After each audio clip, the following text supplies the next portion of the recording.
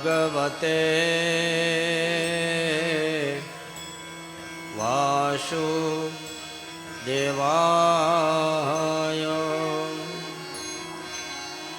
ॐ नमो भगवते वासुदेवाय।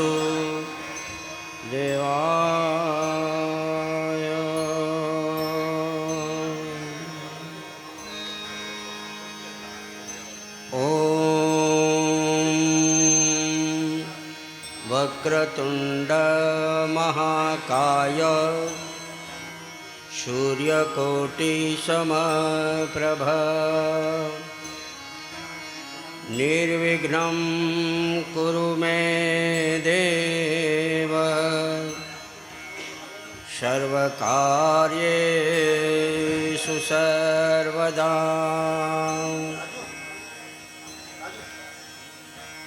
लम्बोदरश्च नमस्तुभ्यं सततं मोदकं प्रियं निर्विघ्नं कुरु मे देव शुभकार्येषु सर्वदा।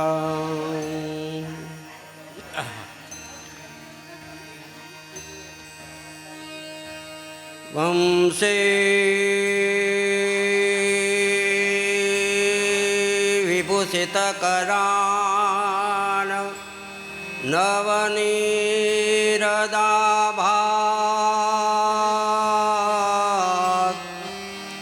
पीताम्बरात् अरुणबिम्बफलादरोष्ठात् पूर्णेन्दुसुन्दरमुखात्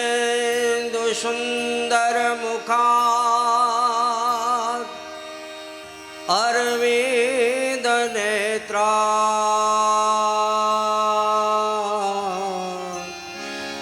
कृष्णात् परं किमपि तत्त्वमहं न जाने। कृष्ण त्वदीयपदपङ्कजपञ्जरान्ते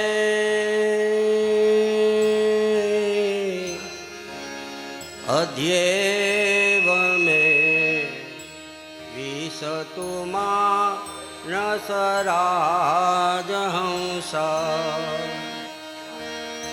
प्राणप्रयाणसमये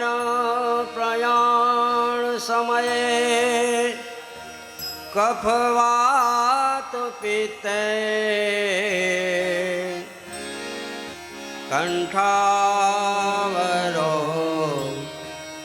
कण्ठावरोधनविदो स्मरणं कुतस्ते।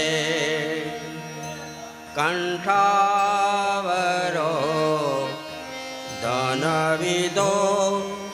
स्मरणं कुतस्ते। सच्चिदानन्दरूपाय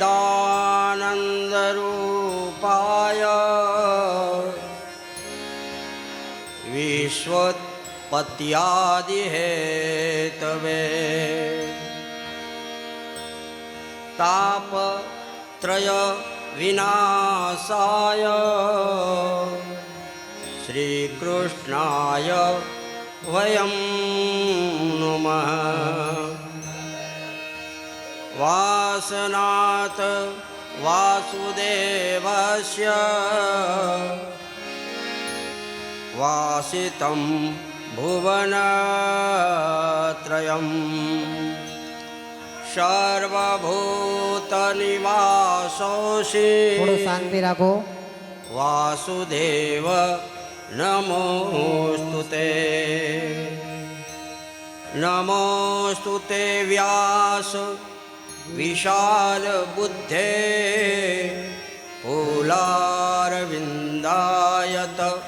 पत्रनेत्र।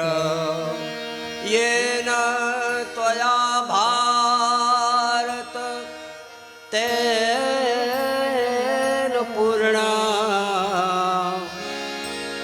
प्रज्वालिता प्रज्वालितो ज्ञानमय प्रदीप प्रज्वालितो ज्ञानमय प्रदीप मूकं करोति वाचालं पंगुलं गयते गिरिं यत् कृपा तमहं वन्दे परमानन्दमाधवम्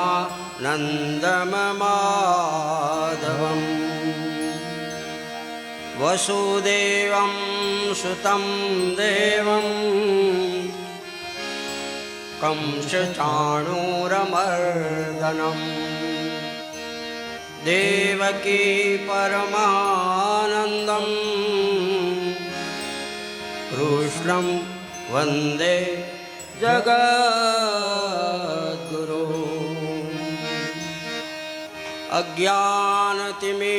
अज्ञानतिमिरान्धस्य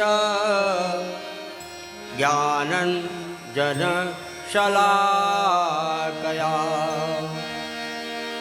चक्षुरुन्मीलितं येन तस्मै श्रीगुरुवे नमः तस्मै श्रीगुरुवे नमः तस्मै श्रीगुरुवे नमः।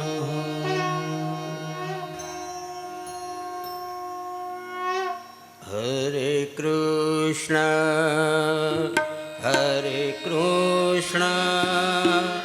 कृष्ण कृष्ण हरे हरे हरे हरे कृष्ण कृष्ण हरे कृष्ण हरे कृष्ण कृष्ण कृष्ण हरे हरे हरे कृष्ण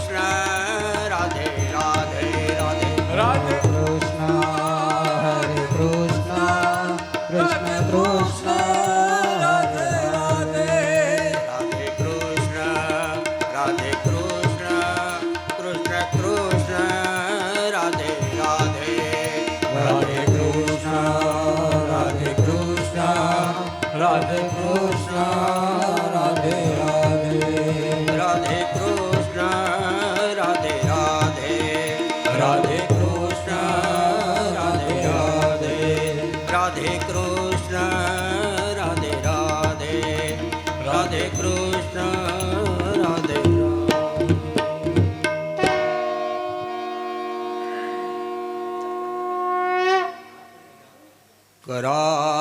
करारविन्दे न पदारविन्दम्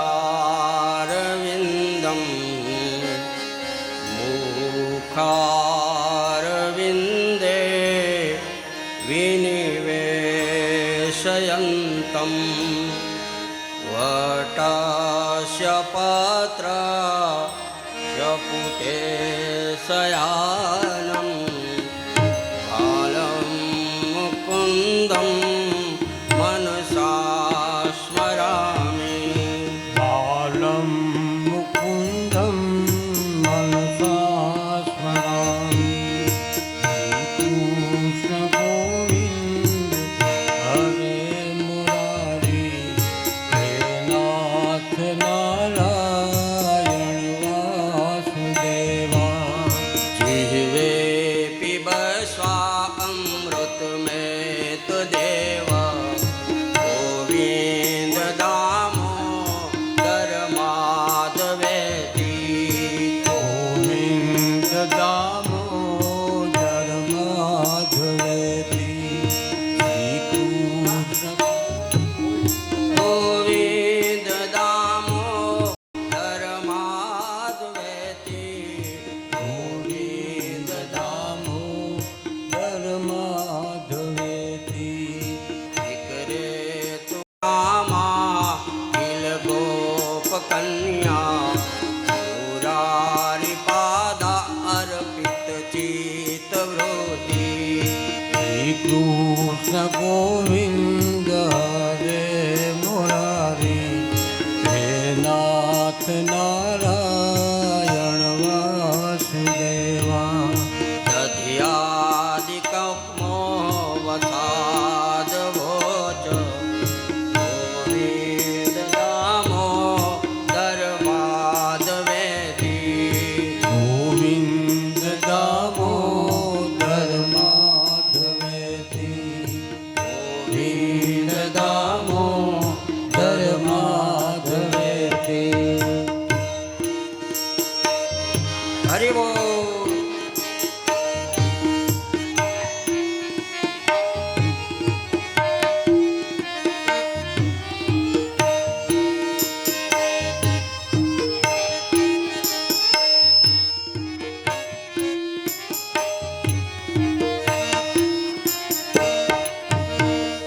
गृहे गृहे गोपवधू कदम्बा सर्वे मिलित्वा समवाप्य योगम् श्रीकृष्ण गोविन्द हरे मुरारी हे नाथ नारायण वासुदेवा पुण्यानि नामानि पठन्ति नित्यं गोविन्द दामोदर माधवेति गोविन्द दामोदर माधवेति गोविन्द दामोदर माधवेति सुखं शयाना निलये निधेऽपि नामानि विष्णो प्रवदन्ति भक्त्या श्रीकृष्ण गोविन्द हरे मुरारी हे नाथ नारायण वासुदेवा ते निश्चितं तन्मयतां व्रजन्ति गोविन्द दामोदर माधवेति गोविन्द दामोदर माधवेति गोविन्द दामोदर माधवेति जिह्वे सदैवं भज सुन्दराणि नामानि कृष्ण मनोहराणि श्रीकृष्ण गोविन्द हरे मुरारी हे नाथ नारायण वासुदेवा समस्त भक्त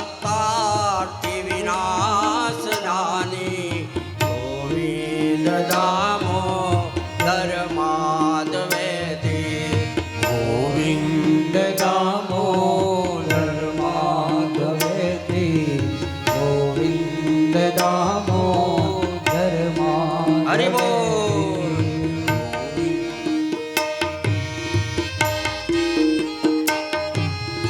જય હો.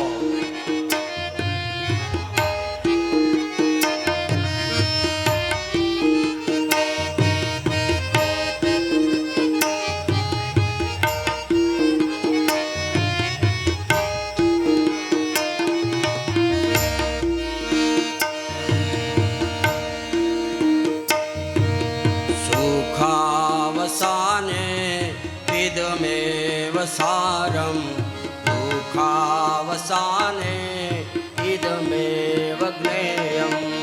શ્રી કૃષ્ણ ગોવિંદ હરે મુરારી હે નાથ નારાયણ વાસુદેવા. દેહાવસાને ઇદમેવ સારમ ગોવિંદ દામોદર માધવેતિ. ગોવિંદ દામોદર માધવેતિ. ગોવિંદ દામોદર માધવેતિ.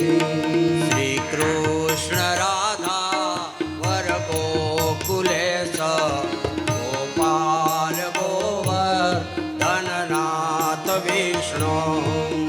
કૃષ્ણ ગોવિંદ હરે મુરારી હે નાથ નારાયણ વાસુદેવા. જીવે પિબસ્વા અમૃત મેં તદેવ ગોવિંદ દામોદર માધવેતિ. ગોવિંદ દામોદર માધવેતિ.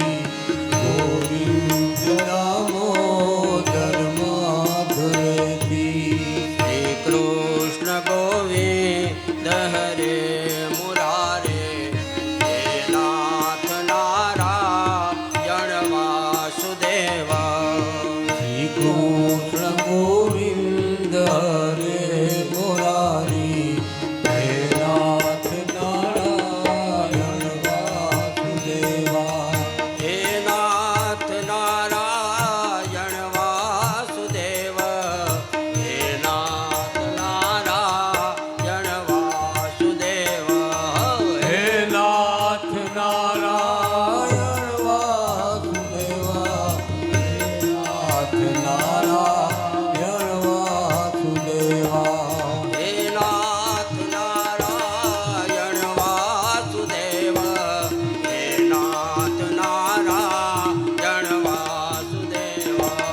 હે નાથ નારાયણ વાસુદેવા. હે નાથ નારાયણ વાસુદેવા. હે નાથ નારાયણ વાસુદેવ. હે નાથ નારાયણ વાસુદેવા. બોલીએ શ્રી બાલ કૃષ્ણલાલ કી જય. શ્રી ભાગવતજી ભગવાન કી જય. શ્રી દ્વારિકાધીશ કી જય. શ્રી રણછોડરાય કી જય. શ્રી વલ્લભાધીશ કી જય. શ્રી ગોવર્ધનનાથ કી જય. શ્રી શ્યામ સુંદર યમને મહારાણીજી કી જય. ઉમાપતિ મહાદેવ કી જય. ઓમ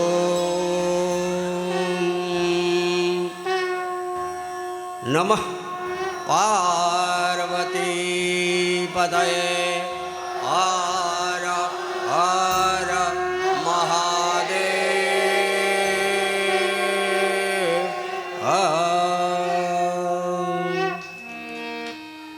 સર્વે વાલા વૈષ્ણવોને જય શ્રી કૃષ્ણ. મહાદેવ હર. જય હો જય. વાહ. શ્રીમદ ભાગવતજીના ચરણ કમલમાં દંડવત પ્રણામ કરી આપણા પિતૃઓને સ્થાન દેવતાઓને નમસ્કાર કરી અહીંયા બેઠેલા સૌ ભાઈઓ બહેનોને વંદન. અહીંયા મારા વાદ્યવંદો ગાંધર્વો સરસ્વતીજીના હાથમાં અને હૃદયમાં છે એવા વાદ્યવૃંદોને નમસ્કાર.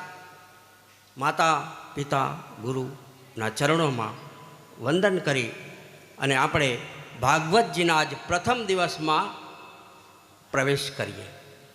આજથી આપણી યાત્રા પ્રારંભ થઈ છે. આ યાત્રા 7 દિવસની છે અને આ 7 દિવસની યાત્રામાં આપણે ઘણું બધું યાત્રા કરવાની છે.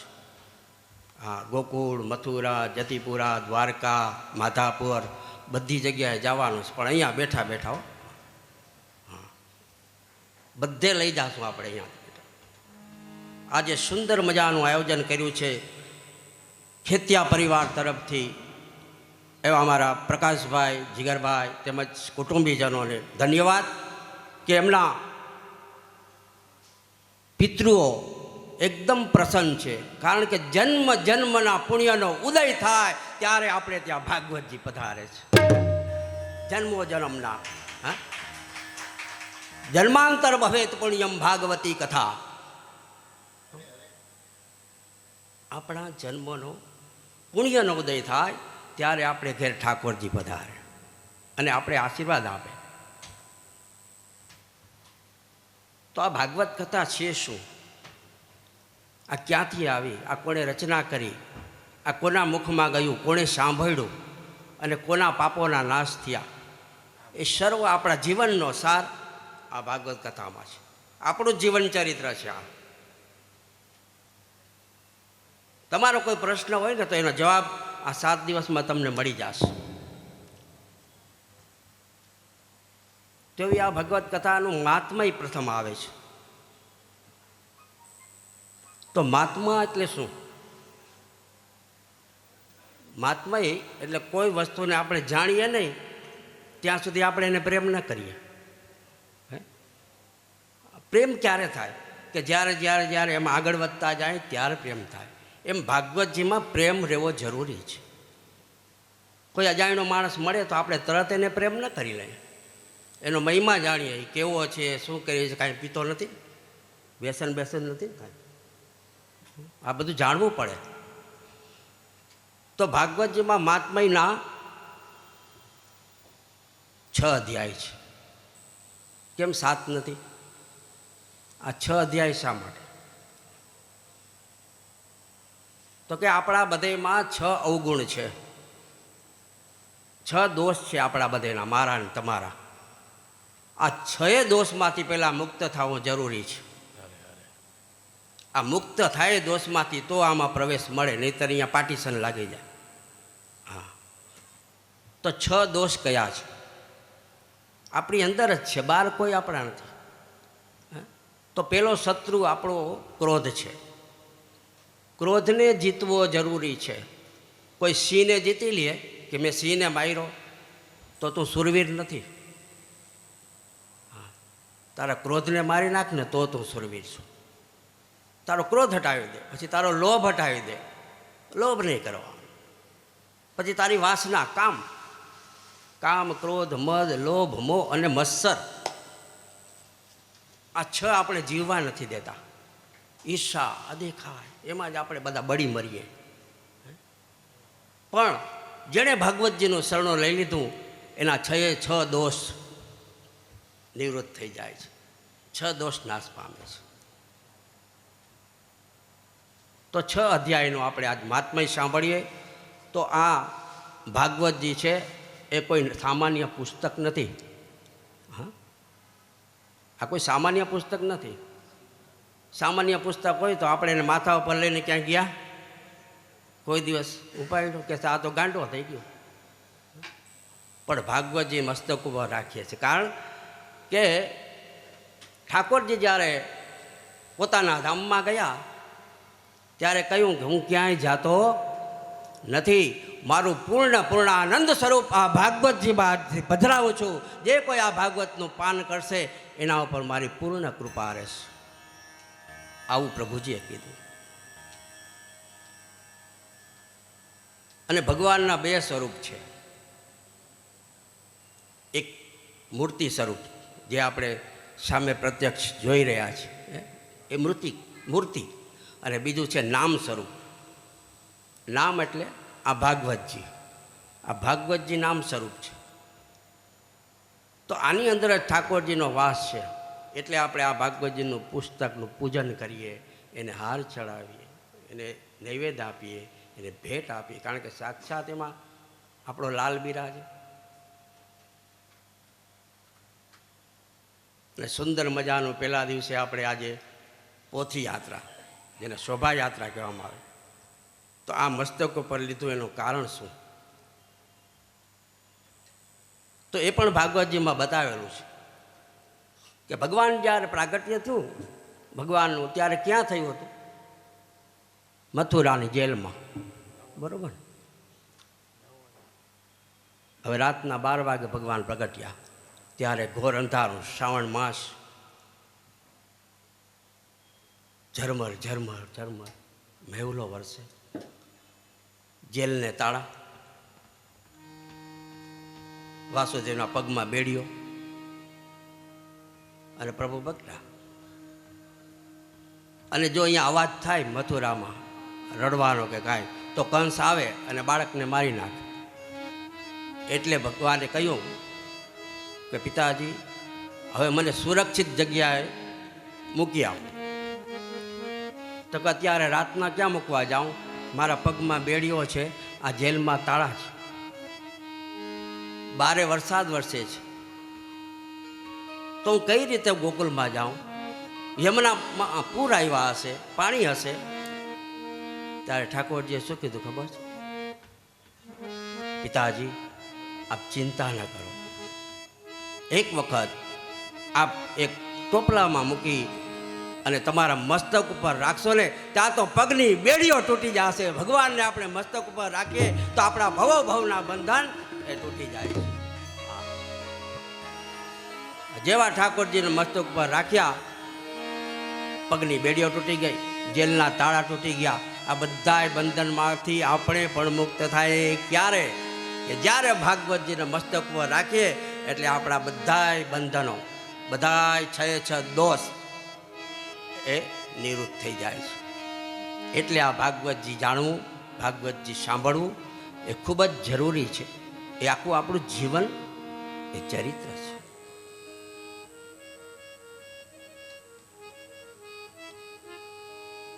આ કથા તો આગળ વિસ્તારથી આવશે, પણ આપણે જાણ્યું કે ભાગવતજીને શા માટે મસ્તક ઉપર લેવા પડે. એટલે કે એને મસ્તક ઉપર ધાર્ય કરીએ તો આપણી બેડીઓ બંધન તૂટી જાય.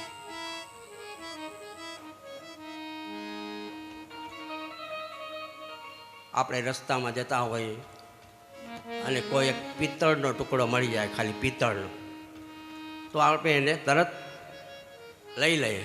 આપણે પછી ભ્રમમાં પડી જાય કે આ સોનું છે કે પિત્તળ છે, આ સોનું છે કે પિત્તળ છે. હવે આપણે ત્યાંનો કંઈ મહિમા ખબર નથી, આપણે જાણતા નથી. હવે મહિમા જાણવા માટે કોના પાસે જવું પડે? ઝવેરી પાસે.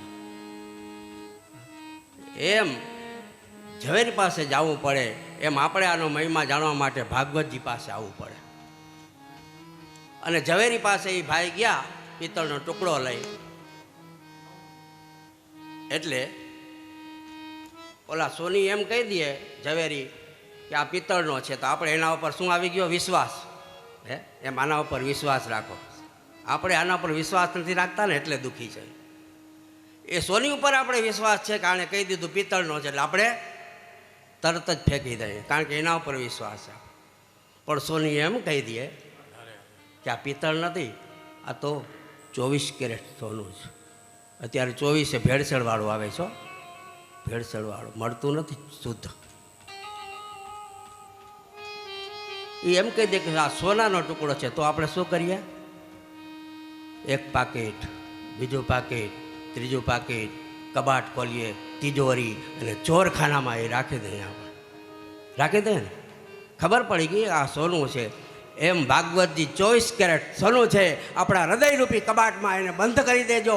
આ તિજોરીમાં આપણા જીવનમાં કામ આવશે. આ ભાગવત એ હૃદયરૂપી તિજોરીમાં એને રાખો, કારણ કે આ 100 ટચનું સોનું છે. આમાં કોઈ ભેળસેળ નથી, આ પ્યોર.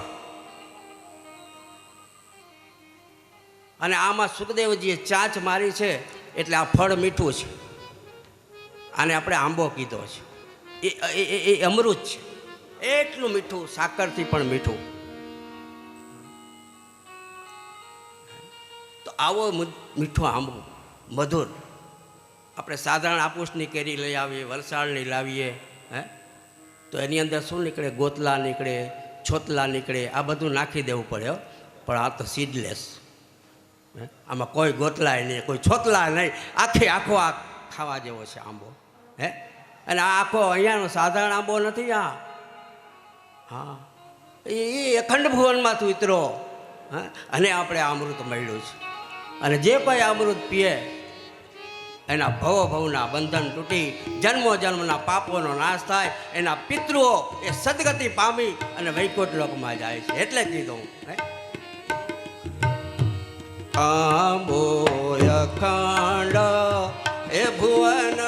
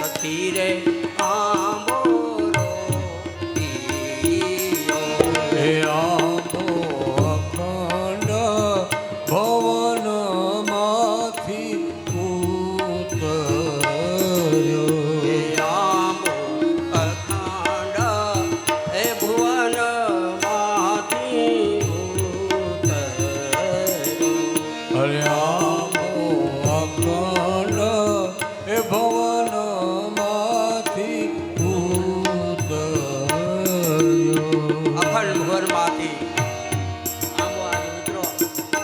હા, આંબાનો રસ 7 દિવસ સુધી ભરી ભરી કટોરા અને પીવાનો છે. પણ આ મુખથી નથી પીવાનો. ક્યાંથી પીવાનો છે? કાનમાંથી. હા, આ કાનમાંથી પીએ રસ ત્યારે હૃદયમાં જાય અને તો આમાં ઠાકોરજી બિરાજે. બાકી કાનમાંથી ગયો જ ન હોય, મોઢામાંથી જ જાતો હોય તો નકામ. ઘણા એની વાતોમાં રસ હોય, એ મોઢાનો રસ કહેવાય. પણ ભાગવતજીમાં જ્યારે બેઠા હોય ત્યારે વાતો ન કરે, સત્સંગની વાતો કરવી. એ આંબો અખંડ એ ભુવન માંથી ઉતરો. એ આંબો અખંડ ભવનમાંથી ઉતર્યો. વ્રજભૂમિમાં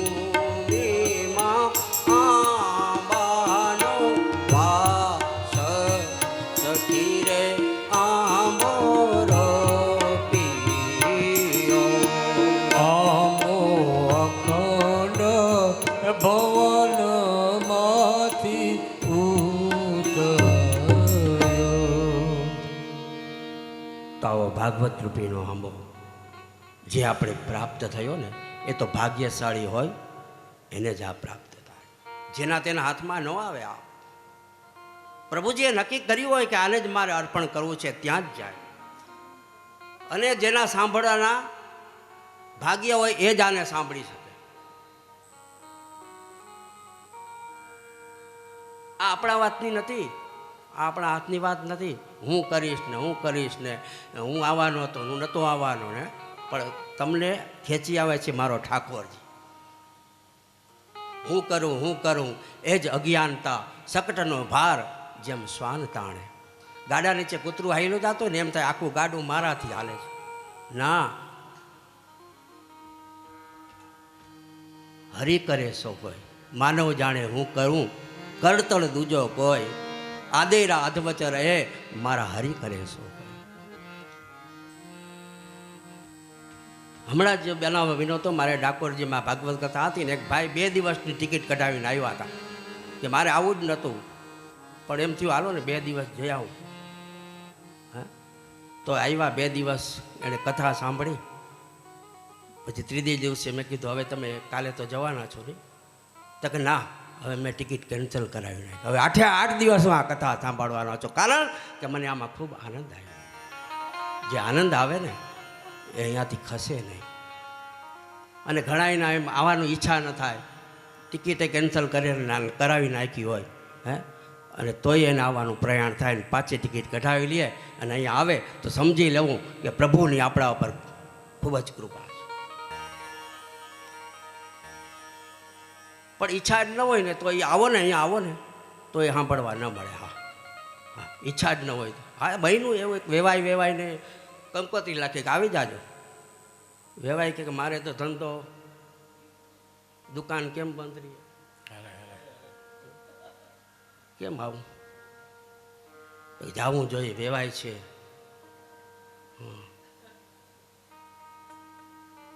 આને બધા મંડળા દુકાનમાં, દલડા દુકાનમાં એ કેમ સાંભળે ભજન એને? હરે મારું મનડું મકાનમાં, હવે દલડું દુકાનમાં, ક્યાંથી ભજન મને સાંભળે. હે મારું મનડું એ મકાનમાં, મારું દલડું એ દુકાનમાં, ક્યાંથી ભજન મને સાંભળે. દુકાન કરતા ધરા ટિકિટ કઢાવી અને આવ્યા. ઈચ્છા જ નથી એને સાંભળવાની, ધરાર આવ્યા હો. અને પોથયાત્રા નીકળી ભાઈ. પહેલા જ દિવસે પોથયાત્રા નીકળીને વેવાય આમ નાચતા આવતા હતા. એમાં પહેલાંના જમાનામાં ફટાકડા નહોતા, બંદૂક ફોડતા. અને એ બંદૂકનો ધડાકો કર્યો ને વેવાઈના કાન બંધ થઈ ગયા. જય શ્રી કૃષ્ણ. સાંભળો લ્યો કથા. હવે 8 દી સુધી સાંભળ્યું નહીં. કોક આમ કહેતા હા બધા દાંત કાઢે તો એ દાંત કાઢે, આ બધા દાંત કાઢે તો એ દાંત કાઢે, બોલો. અને 8 દી રોકાણા પણ કથા સંભળાણી નહીં. એટલે પછી કંઈક આવું થાય. અને છેલ્લે દિવસે પાછું વરી પોથી બદરામણી કરીને વરી પાછા બેન્ડવાજા વાગ્યા ને ધડાકા કર્યા તો કામ ભૂલી ગયા. આ તારો ધંધો જા ઉપડી જ જા, તારું કામ જ નથી. હા, એટલે આ ભાગ્યમાં હોય ને એને જ મળે. હા, ભાગ્યમાં હોય તો નાયરોબીથી આવી જાય ને ઘાટકોપરથી મેં ઘણા ના આવી શકે. હા,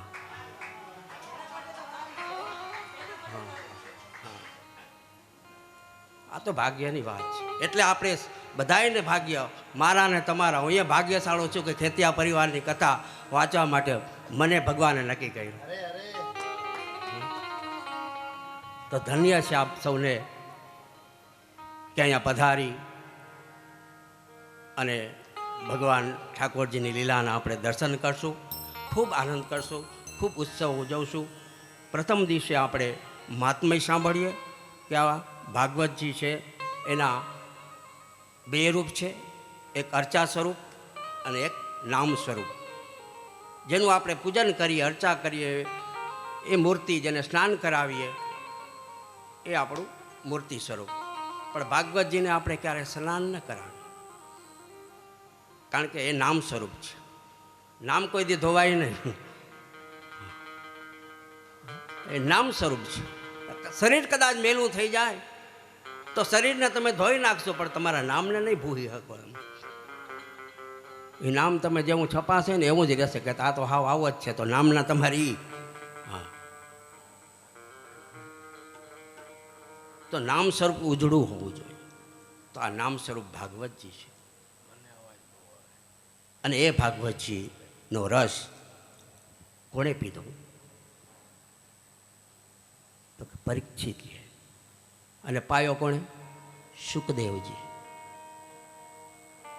તો સુખદેવજી જેવા વક્તા હોય અને પરીક્ષિત જેવા શ્રોતા હોય ને તો ઠાકોરજી અહીંયા નાચવા માંડે. ભાગવત એ સૌ ભક્તોનો ધર્મ ગ્રંથ છે, પુષ્ટિ ગ્રંથ છે. મહાપ્રભુજીએ 4 ગ્રંથોને પ્રમાણપત્ર આપ્યું છે, પ્રમાણભૂત. એમાં પેલું છે વેદ. વેદ એટલે 4 વેદ: ઋગ્વેદ, યજુર્વેદ, સામવેદ, અથર્વવેદ. આ બધા વેદો છે. બીજી છે ગીતાજી, જે કોર્ટમાં પણ આપણે એને કંઈક આના ઉપર હાથ મૂકીને જે કાંઈ બોલીશું સત્ય બોલીશ, આ ગીતાજી. અને ત્રીજું છે બ્રહ્મસૂત્ર, એ બ્રાહ્મણોનું. અને ચોથું છે આ શ્રીમદ ભાગવત.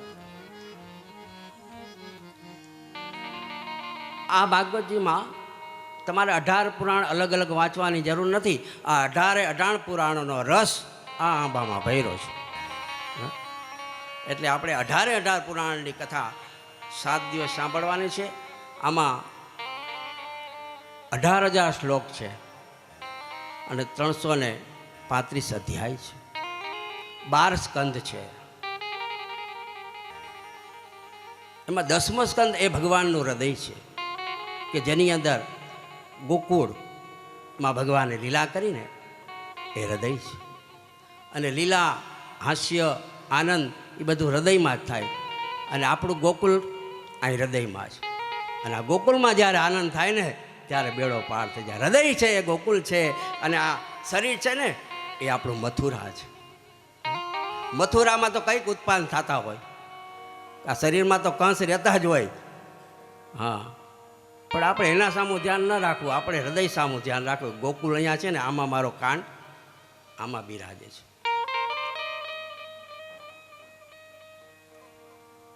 ગોપીઓ શોધવા ગઈ બધી ભગવાનને. ભગવાન અદૃશ્ય થઈ ગયા હતા, કારણ કે ગોપીઓને અભિમાન આવ્યું. અભિમાનો અહીંયાથી ભગવાન નીકળી જાય, અને ભગવાન નીકળી ગયા. એટલે અભિમાન ના આવવું જોઈએ.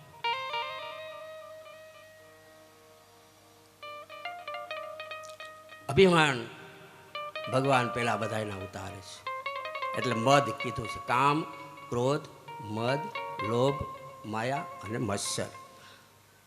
આ 6 દોષનો ત્યાગ કરવાનો છે. તો વ્યાસજીએ પ્રથમ સ્કંદમાં પહેલા શ્લોકમાં શું કીધું છે, આપણે પહેલો શ્લોક એ આપણે સાંભળીએ. સચ્ચિદાનંદ રૂપાય વિશ્વોત્પત્યાદિ હેતવે તાપત્રય વિનાશાય શ્રી કૃષ્ણાય વયમ નુમઃ.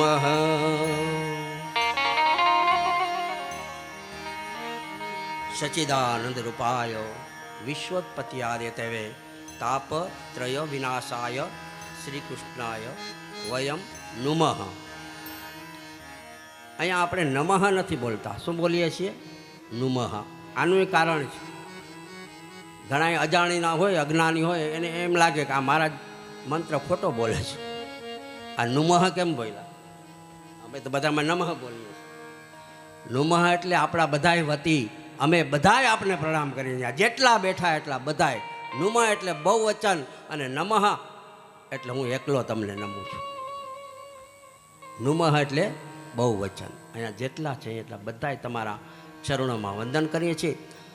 અને સત ચિત્ત અને આનંદ એટલે કહેવાય સચ્ચિદાનંદ. અને જ્યાં આનંદ છે ત્યાં પરમાનંદ આવે. વિશ્વોત્પત્યાદિ હેતવે આખા વિશ્વનું ઉત્પત્તિ કરી, એને ભરણ કર્યું, એને પોષણ કર્યું, એને સ્થાન લીલા આપી, રહેવા માટે જગ્યા આપી, જળ આપ્યું, સ્થળ આપ્યું, આકાશ આપી. આ ભગવાને આપ્યું છે. આપણે શું છે કોઈ માનવ એવો આપનારો? તો આ બધું ભગવાન આપે છે. આપણા પહેલાં જ અહીંયા એણે સગવડ કરી દીધી બધી રહેવા માટે, એને ખાવા પીવાની સગવડ કરી દીધી. તો એ માણસની તાકાત નથી કે એ પૃથ્વીને પાતાળમાંથી લઈ આવે ને આપણે આપે. અને માણસની તાકાત નથી કે એક બીજ રોપે ને એમાંથી 1000 દાણા નીકળે. એ ભગવાન જ આપી શકે. આપણે એક હાથે ભગવાનને આપશું ને તો ભગવાન આપણને 1000 હાથે આપી દેશે. તમે સાચવી નહીં શકો, પણ આપવું જરૂરી છે. પહેલાં આપો પછી લ્યો. આમ કરવાનું જ નથી, આમ જ કરવાનું છે. સુદામાની કેવી ટેક હતી? મરવું પણ માગવું નહીં. ભગવાન આગળ ગયા હતા તો એ ન માગ્યું. આવશે કથા વિસ્તારથી આગળ. ન માગ્યું.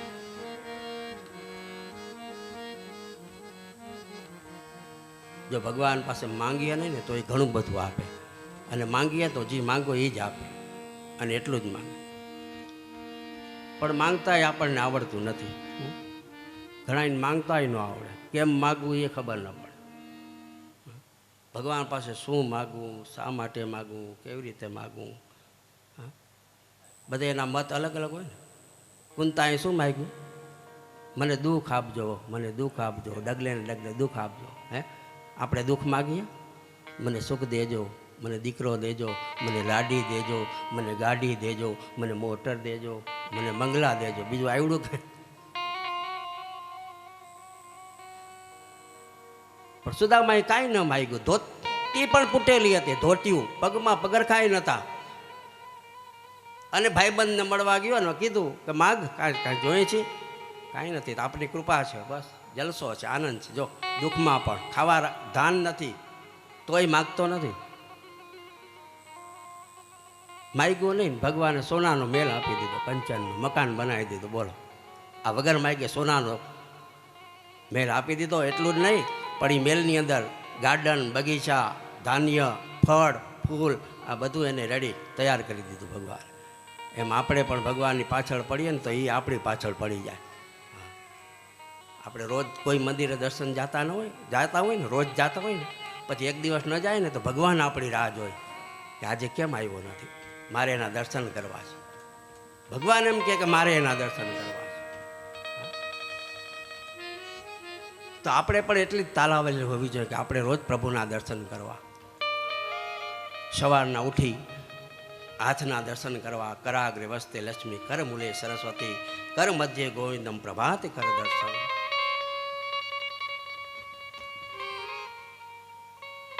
ઘણા શું કે આજ મારો દિવસ સારો ગયો નથી, સવારમાં કોનું મોઢું જોયું હશે? એટલે તારું જ જોયું હતું આરીસામાં, એટલે દિવસ ખરાબ. આપણું મોઢું એ આપણાથી આરીસામાં જોવાતું નથી સવારમાં ઉઠીને. હા, પણ સવારમાં ઉઠીને ઠાકોરજીના દર્શન કરો, પ્રભુનું સ્મરણ કરો. જમીનમાં પગ મૂકો એ પહેલાં પૃથ્વીને વંદન કરો. હે માં, મારો પગ તને લાગે છે એ પાપમાંથી મને મુક્ત કરજે. સમુદ્ર વસને દેવી પર્વત સ્તન મલ્લે વિષ્ણુ પત્ની નમસ્તુભ્યમ પાદ સ્પર્શ ક્ષમસ્વ. અને પછી લખ્યું છે તાપ ત્રય વિનાશાય શ્રી કૃષ્ણાય વયમ નમઃ. આ જે કથા સાંભળે એના 3 પ્રકારના તાપનો નાશ થાય. તો કયા? તો કે આદિ, વ્યાધિ અને ઉપાધિ. આ 3 આપણના તાપ છે. આ તાપ છે ને એનો વિનાશ કરે છે, નાશ નહીં. નાશ કરે તો પાછું ઉગે, પણ વિનાશ જડમૂળમાંથી દૂર કરે એને વિનાશ કહેવામાં આવે. તાપત્રય વિનાશાય. તો આદિ, વ્યાધિ અને ઉપાધિ આપણે 3 પ્રકારના તાપ છે. આદિ કોને કહેવાય? આપણે અલગ અલગ પ્રકારના રોગ થતા હોય, આદિ માથું દુખતું હોય, એ બધું આદિ. પછી વ્યાધિ તો કે કોઈ ઓછી નામ લીધા હોય ને માગતા હોય, એ વ્યાધિ કહેવાય. પછી હાલતા ચાલતા રસ્તામાં પડી જાય, પગ ભાંગી જાય, એ વ્યાધિ કહેવાય. અને ઉપાધિ, ઉપાડીને માથે લીધી હોય એને ઉપાધિ કહેવાય. ઉપાડીને માથે લીધી હોય ને ઉપાધિ કહેવાય. તો કે મકાન તો કે લોન ઉપર લીધું છે, ગાડી તો કે લોન ઉપર લીધું છે, અને પછી હપ્તા ન ભરાય, એ ઉપાધિ. એ ઉપાડીને માથે લીધી ને કોણે તને કીધું તું લોન લેજે વ્યાજ ભરીને? એટલે ભગવાન કહે છે બસ તમે મારું શરણું લ્યો તો તમારે લોન લેવાની જરૂર નથી, હું તમને પૈસા આપીશ, પણ મારું નામ લ્યો, સ્મરણ કરો. એટલે આ ભાગવતજી છે એ સુખદેવજી પરીક્ષિતને કહે છે કે આ દુઃખને દૂર કરનારું ભાગવત છે. આધિ, વ્યાધિ ને ઉપાધિ એને દૂર કરનારું છે. આ બધા પ્રકારના દુઃખોને નાશ કરનારા એ સમર્થ એક ભગવાન છે. અને જે કોઈ ભગવાનને શરણે જાય છે એના જન્મો જન્મના દુઃખ બળી જાય છે, પાપનો નાશ થાય છે, પુણ્યનો ઉદય થાય છે. અને આમ વ્યાસજીએ પ્રથમ સ્કંદમાં મહાત્મ્યમાં ભગવાનની સ્તુતિ કરી, નમસ્કાર કર્યા, સુખદેવજીને વંદન કર્યા. એકવાર બન્યું એવું